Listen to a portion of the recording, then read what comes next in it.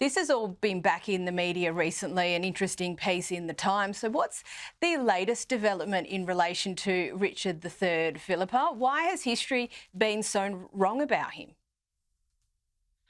I think it's again that so many of our historians just believe the latest stories without any critical analysis and evaluation of the contemporary source materials.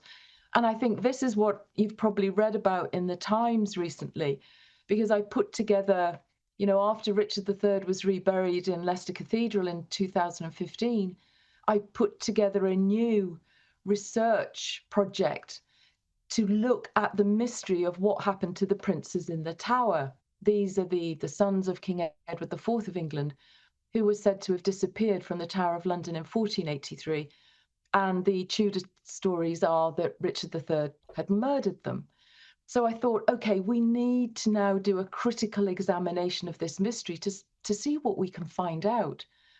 What we have found out, and this is 10 years of an international research project, we've discovered that the princes lived on, and we can see evidences of their continued lives into the reign of Henry VII.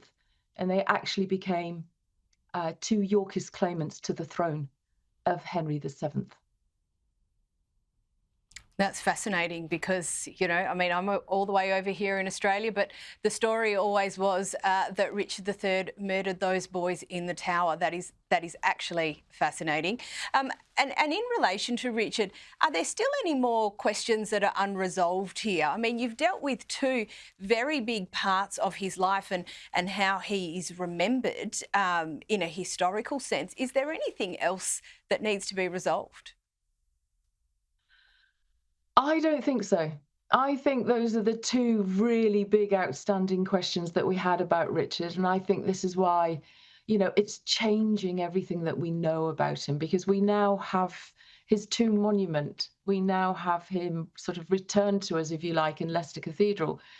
But also, this was always the big crime that was laid against Richard by the Tudor chroniclers who were writing in the 16th century. And we've completely exposed that and blown it out of the water.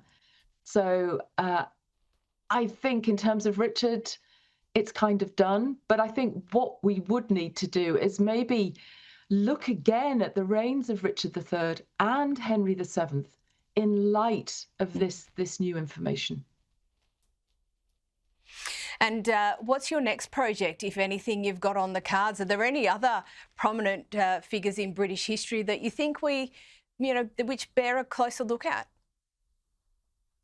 Well, I think one of the projects that's in the pipeline is there's a search for Henry I in a car park in Reading that might come off at some point shortly. But I think in terms of Richard, I've got another project on the cards, which is really exciting, but I can't tell you anything else about that at the moment. In terms of looking into other historical figures, do you know what? I would say the Tudor monarchs, I would say that they need to all be really looked at again and reevaluated and critically, by not repeating their propaganda, but by actually digging deep and doing the deep dive into the materials from their reigns, because I still think there's untold stories there. I think you're absolutely right. And if the work that you've done in relation to Richard III is anything to go by, I think there is still plenty for us to learn. Philippa Langley, thank you so much for your time.